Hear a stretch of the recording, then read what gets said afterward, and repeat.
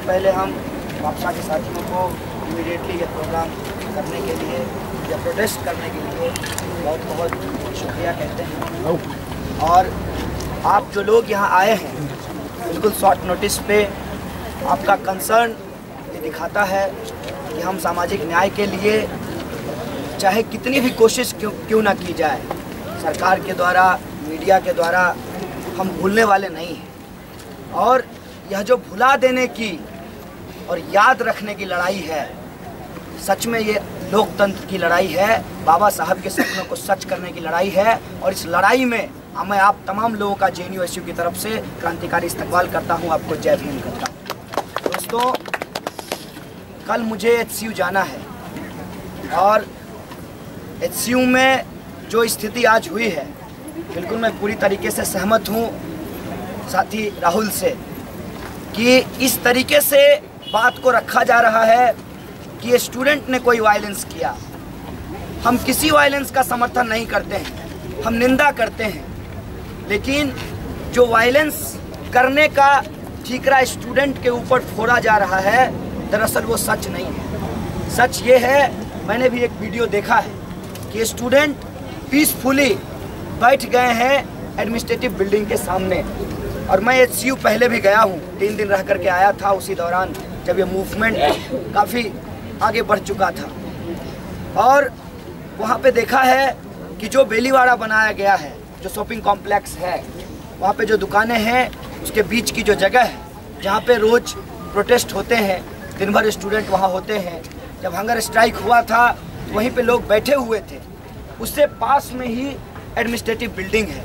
स्वाभाविक बात है कि जिस वाइस चांसलर को लंबी छुट्टी पे भेजी गई, ऐसा माना जा रहा था कि आंदोलन में हम लोग एक कदम आगे बढ़े हैं, लेकिन पूरे तरीके से जो इनको भुला देने की आदत है, एक इशू के सामने दूसरा इशू खड़ा करके जो ये कन्फ्यूजन क्रिएट करते हैं स्टूडेंट के बीच में और आम जन के बीच में, ये इनकी खतरनाक साजिश है, वो फिर से दोहरा रहे हैं। FTII के दौरान जब आंदोलन काफ़ी तेज़ था तो गजेंद्र चौहान को लंबी छुट्टी पे भेज दिया गया, लेकिन जब दूसरे इशूज इमर्ज हुए देश के अंदर तो गजेंद्र चौहान जी को फिर से वहाँ पे ला करके बिठा दिया गया। याद कीजिए कि इसी तरीके का पैटर्न अपनाया गया जब ऑक्यूपाई UGC आंदोलन चल रहा था। हमको थका देने की कोशिश की गई, 90 दिन का आंदोलन चला और रिव्यू कमेटी का रिपोर्ट नहीं आया। और जब रोहित का मसला पूरे तरीके से न सिर्फ देश में बल्कि पूरी दुनिया में फैली और छात्र आंदोलन एक मंच पे आया, एक जगह आया कि हमको रोहित एक्ट चाहिए। हम यूनिवर्सिटीज़ के अंदर जो द्रोणाचार्य हैं उनसे एकलव्यों को बचाना चाहते हैं। ये सवाल जब आया, जब ये पॉलिटिकल क्वेश्चन बना और बीजेपी और सरकार जब इस पर घिरती दिखी तो उन्होंने JNU का सगुफा छोड़ दिया।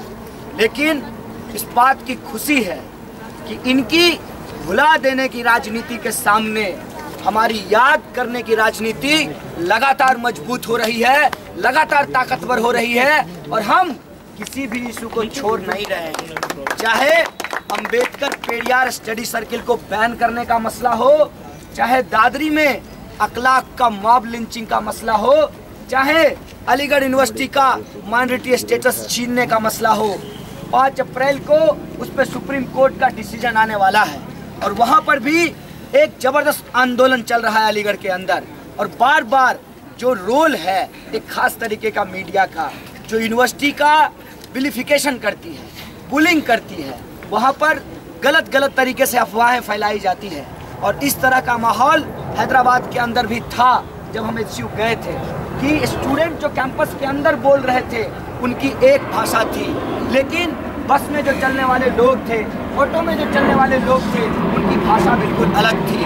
उनको ऐसा लग रहा था कि जैसे 2 स्टूडेंट आपस में झगड़ा कर रहे हैं, इससे ज़्यादा कुछ नहीं है।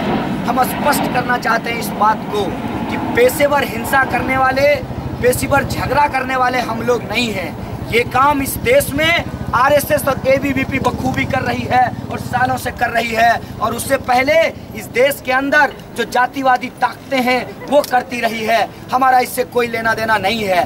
लेकिन अगर आप हमारे सवाल को डाइल्यूट करना चाहते हैं, आप अगर हमारे मुद्दे को भटकाना चाहते हैं, तो हम इस बात को होने नहीं देंगे और हम लोग एकजुट होंगे, एक मंच पे होंगे और यूनिवर्सिटी को जो बचाने का सवाल है। और यूनिवर्सिटी सिर्फ उसकी ऑटोनॉमी से नहीं बचेगा, यूनिवर्सिटी की ऑटोनॉमी के साथ साथ यूनिवर्सिटी के अंदर जो प्रैक्टिसेस होते हैं, जो कास्ट प्रैक्टिस होता है, उसके खिलाफ हमको एकजुट होना पड़ेगा। इसीलिए इस देश में लोकतंत्र को बचाने की लड़ाई, रोहित एक्ट को लागू करवाने की लड़ाई है। इस देश में लोकतंत्र को बचाने की लड़ाई, जेएनयू को बचाने की लड़ाई है। इसीलिए ये जो एक माहौल पूरे देश के अंदर बनाया जा रहा है, छात्रों के खिलाफ जो एक पूरा का पूरा नफरत फैलाया जा रहा है समाज के अंदर कि ये छात्र पढ़ते नहीं हैं, समाज का पैसा बर्बाद करते हैं।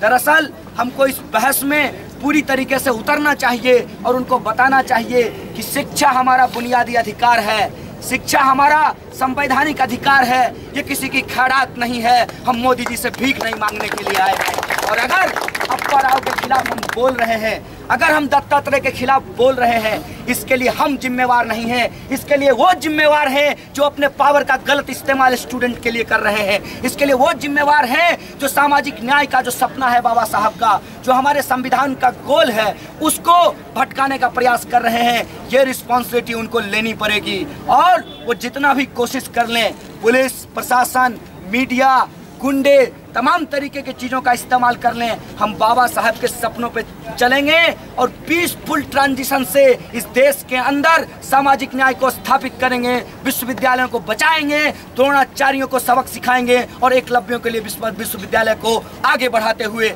समाज में न्याय को स्थापित करेंगे। यही हमारी लड़ाई है। दोस्तों, बस एक अपील आपसे करना चाहता हूँ कि आज वो समय है कि जहाँ हम एक दूसरे के खिलाफ नहीं, एकजुट होकर इस सरकार के खिलाफ बोलने की जरूरत है। इस एकजुटता को प्रदर्शित करने के लिए, इस एकजुटता को आगे बढ़ाने के लिए बार बार जेएनयू के द्वारा बोला गया कि जेएनयू के ऊपर अटैक दरअसल रोहित के मसले को भटकाने के लिए है। इसीलिए जेल से आने के बाद हमने ये तय किया कि अगर दिल्ली से बाहर कहीं जाएंगे तो सबसे पहले हैदराबाद जाएंगे और वो कुछ भी कर लें, हम कल हैदराबाद जाएंगे और अपने साथियों से मिलेंगे, रोहित की मां से बोलेंगे कि आपकी लड़ाई जो आपके बेटे के द्वारा छेड़ा गया है, हम सब आपकी संतान हैं और उस लड़ाई को हम जीतेंगे। यही हमारा कमिटमेंट है, यही इस वक्त के छात्र आंदोलन की मांग है। और इस मांग को हमको लगता है कि जो हैदराबाद से चली है वो जेएनयू पहुंचे और जेएनयू से चलकर अलीगढ़ पहुंचे और जो ऑपरेशन लोग हैं उनकी यूनिटी से ऑपरेशन को हम हराएंगे। यही चैलेंज हमारे सामने है। एक लकीर खींचेंगे, या तो आप न्याय के पक्ष में आइए या लकीर के उस तरफ न्याय को कुचलने वाले लोगों के साथ खड़े होइए, अपना रास्ता तय कीजिए। हमने अपना रास्ता तय किया है, न्याय के पक्ष में लड़ेंगे और जीतेंगे। साथियों, इन्हीं शब्दों के साथ मैं अपनी बात को तमाम लोगों को शुक्रिया अदा करते हुए खत्म करूंगा। शुक्रिया। इनकलाब जिंदाबाद, छात्र एकता जिंदाबाद, सामाजिक न्याय जिंदाबाद।